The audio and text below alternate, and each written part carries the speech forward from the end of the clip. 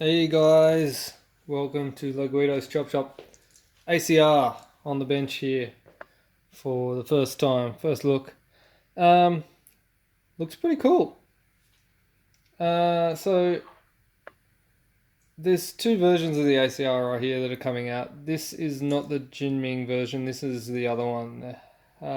H starts with an H. I forget the name. Now I've already pulled out the takedown hardware for this blaster because I'm about to show you something that I think is really cool. That's the hardware, by the way. Real hardware. Real hardware. You know I love good hardware. But that's part of the most interesting thing that I like about this blaster is, well, just check this out. Alright. Front handguard. Off. Upper receiver. Off. Magazine. Don't need that. Stock. Gone. Lower receiver. Gearbox.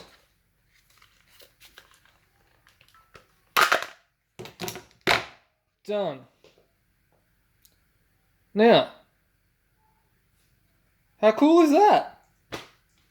There is not a wire anywhere here, despite the fact that the charging handle here is an actual mag priming charging handle. You'll notice the wiring is contained here and there's little contacts there, and there's contacts on the lower receiver, so when these come together,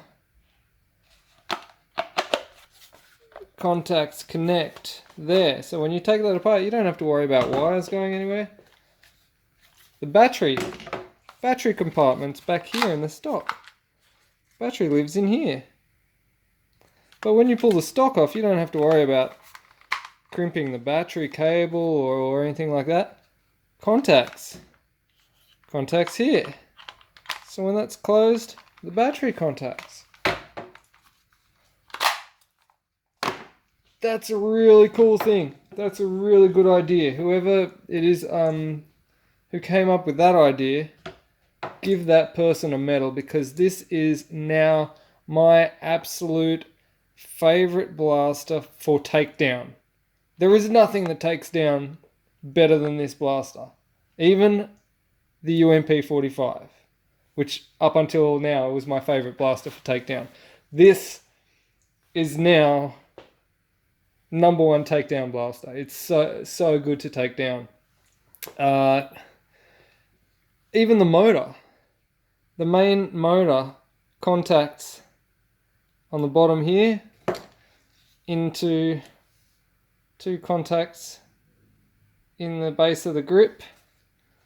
The FET board lives down in there in the base of the grip. All the wiring for the FET board is on this little connector here, which when you put that down, it connects in. It's cool. It's very cool. But that's not what we're here for. We're going to whack an alloy barrel into this thing. Do some stuff. Alright. Probably won't mention before we go too far a bit about the gearbox. Looks Gen 8-ish. Very similar looking cylinder to the Gen 8. Similar looking T-piece. This little thing on the side here is actually the fire selector. So it looks like fire selection is controlled electronically through this circuit board here, and the trigger pushes on this switch here, and it appears there's some sort of rotary potentiometer or something there for the fire selection. So that's kind of cool. Also worth mentioning, they have gone to the trouble of putting this reciprocating or moving ejection port with the it's attached to the tappet. So every time the tappet moves back and forth, so does that. It's interesting that they've gone to that trouble, considering that it only moves a little way, and it would only open up that much. So I don't know, it's nice that they've thought of these things, but it's also a little bit pointless. One of the things everyone's probably going to ask me is it as good as a Gen 8? Is it the same as a Gen 8? Is it a Gen 8? Well, it's not a Gen 8 for starters, because it's not Gen Ming. So it looks like we've got the same type of motor connection and the same type of cylinder, but it appears the gearbox is actually shorter in the back there, and I don't know. So the angles of the gears are different, but the center distances between the shafts appears to be the same, so you can probably interchange the Gen 8 gears, the metal gears from a Gen 8 into this if required. It's just this gear here sits further back down there instead of up there, so I guess that's so that they can get this motor to sit a bit further back, probably just to fit the different receiver that that they've got here, as opposed to the M4 style receiver where the handle's probably a little bit further forward. Just gonna whip the front end off of this one.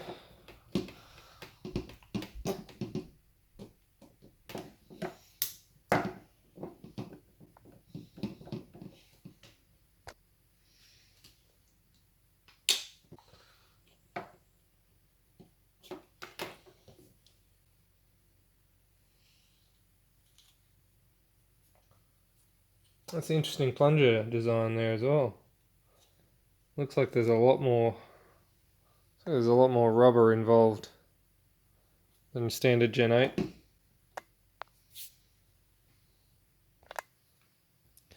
Now the T-piece is just different enough from the Scar T-piece to be mildly annoying. It's so very similar, yet there's about 1mm worth of offset back this way. So they're not interchangeable, which is mildly annoying, but again, that's to do with this being a completely new design receiver, so they've obviously moved positions for where the mag is and everything to suit this design. It's not so much a bad thing. It's just be aware if you're buying parts for this, upgrade parts, aluminium tubes and that sort of stuff, nozzles, cylinders, that sort of stuff. Your Gen 8 stuff's probably not all going to fit. You're going to have a different T-piece. The gears are going to be the same. Cylinder's probably going to be the same. Motor looks like it's all the same. However, there's just subtle differences. Something worth keeping in mind if you are going to upgrade one of these things.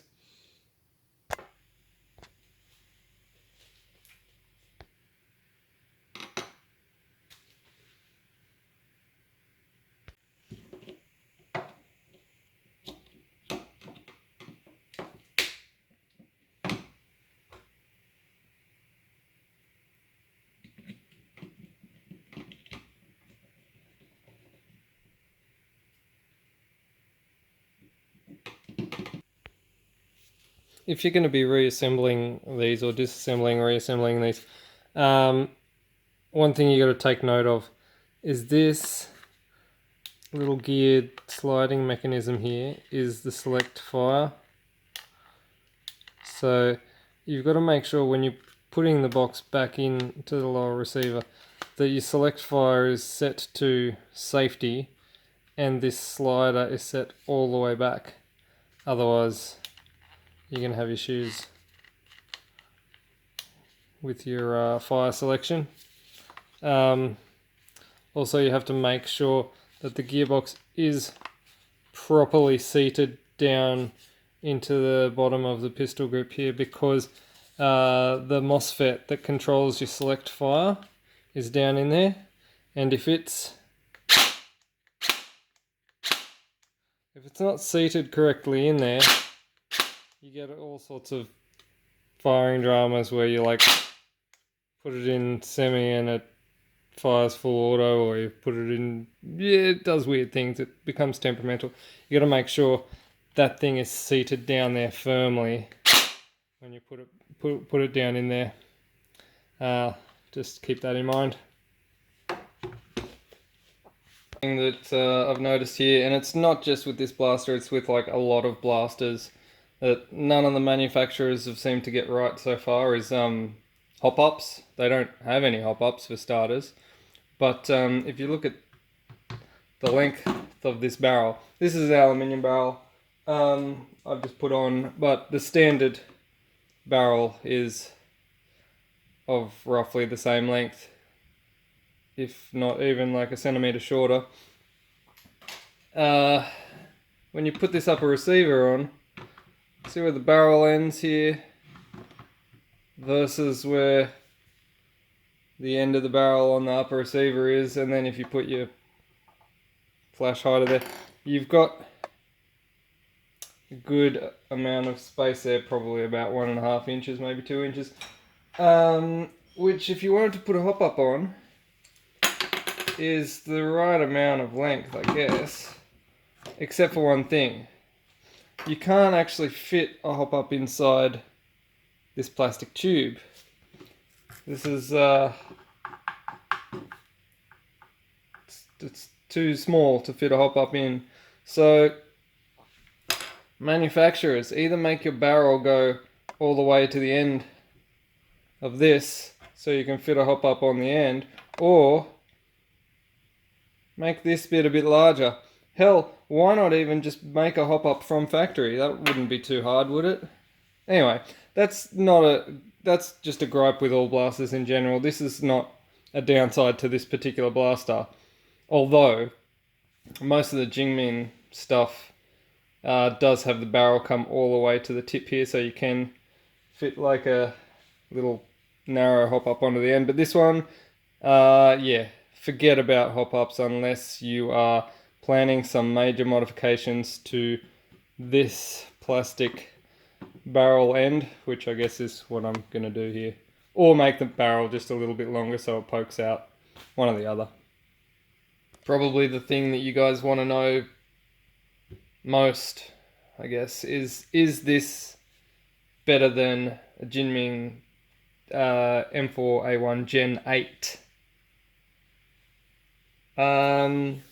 Quality wise, the material of the receiver is much tougher than the Gen 8.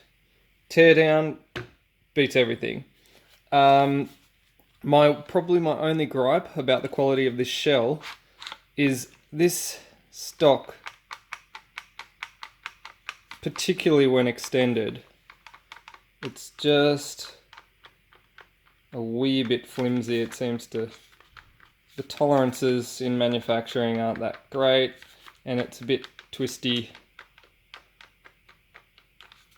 You can pop it in and it's a bit better.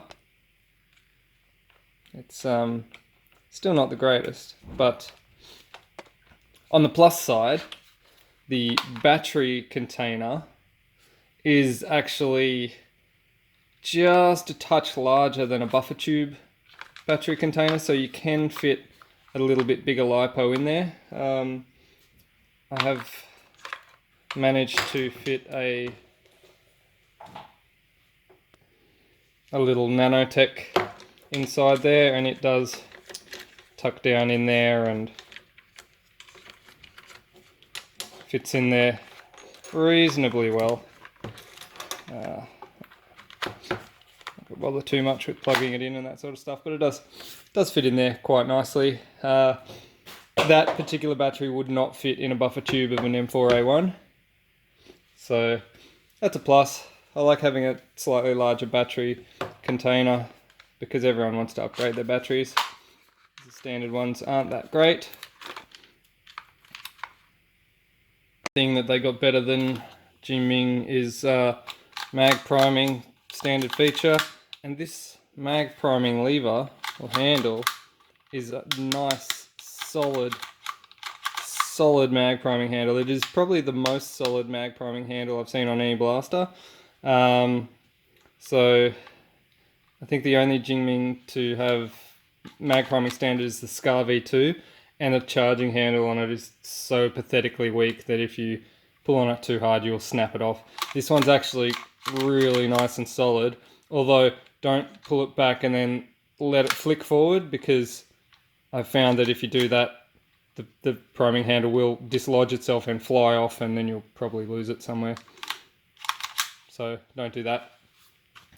But other than that, good solid mag priming handle, which is good. I like that because I hate snapping off mag priming handles. And I'm not rough with mine. I know a lot of people are very rough. So yeah, keep that in mind as well. Don't swing off your mag priming handles, but if you do, this one's nice and solid. The introduction of real hardware on this blaster is a cool little feature. In the takedown pins and even like in these areas here, even though it is actually just for show, these little short screws don't actually do anything or hold anything together.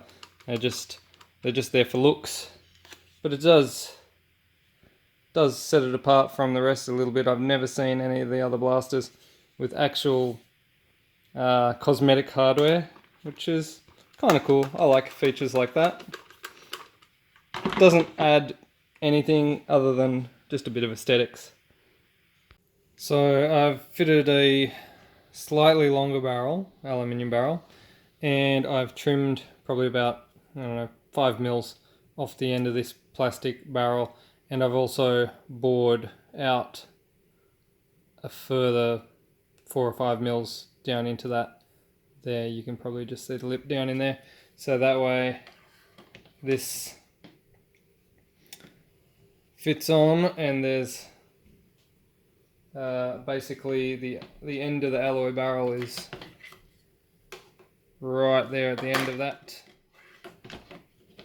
So that will fit on there, and I'll be able to fit one of these hop-ups just in the end there.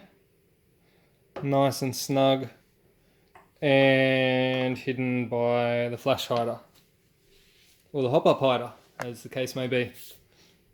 Alright, while we've got this upper receiver apart and we're looking at it, another thing worth noting is this little sub-barrel assembly inside here, which has obviously been added so that when your standard nylon barrel is being used here, it cancels, this is flexible here, so it cancels out a little bit of the reverberation from the blaster, making it a lot less flexible. So even with your standard nylon barrel in this particular blaster, it does have a strengthening member in here to cut down on some of the reverberation. That's another thing that the Gen 8 M4A1 does not have.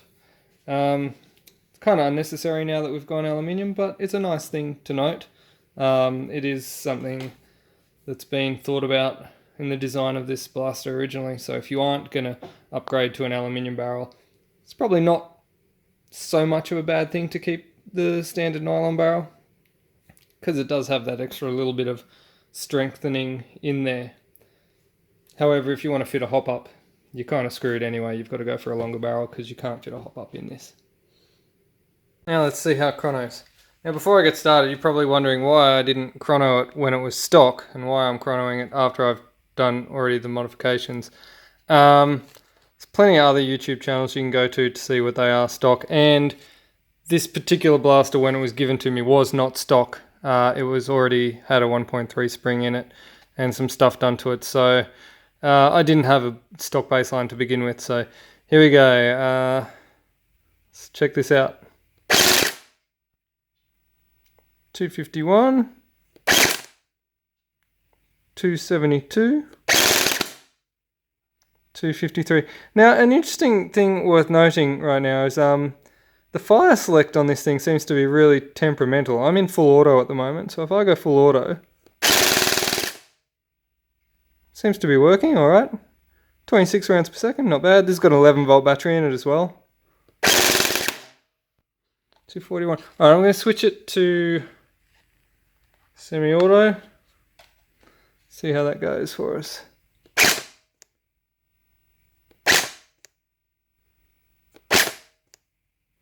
Now it's quite interesting. It's playing well for the camera, but I found that the fire select is really temperamental. Like sometimes I'll put it into full auto and I'll only get a 3-shot burst, or I'll only get a short burst, but it seems to be working quite alright at the moment. Yeah, seems to be going alright. So range, accuracy, power, most of the time, for most part of this, you're comparing a Gen 8 to a Gen 8 to a Gen 8 to a Gen 8. They're all pretty much the same. It's not really a Gen 8, but the basic internals of them are the same. So, you know, the power and the modifications and all that sort of stuff are more or less the same. The distance, all that sort of stuff, it's all about the same. How to hop up. It takes a little bit of dicking around to get it right, but it does help. It's under there, trust me. Pretty solid blaster. My only gripe is this stock is a little bit wobbly, but other than that, a good, nice entry-level blaster, ready to do some mods or some skirmishes. Good to go. My major gripe, and I don't know if I can actually show this on the video because it doesn't seem to want to play up for me. Hold on. So I was having a bit of trouble with the fire selector.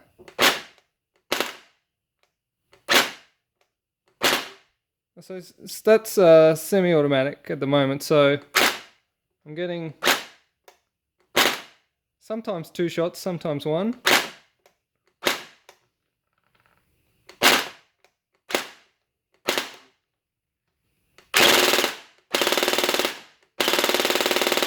Seems to be working fine at the moment. When I was playing with it earlier on, I had it in full auto and it would only do like a 3 or 4 shot burst and then stop.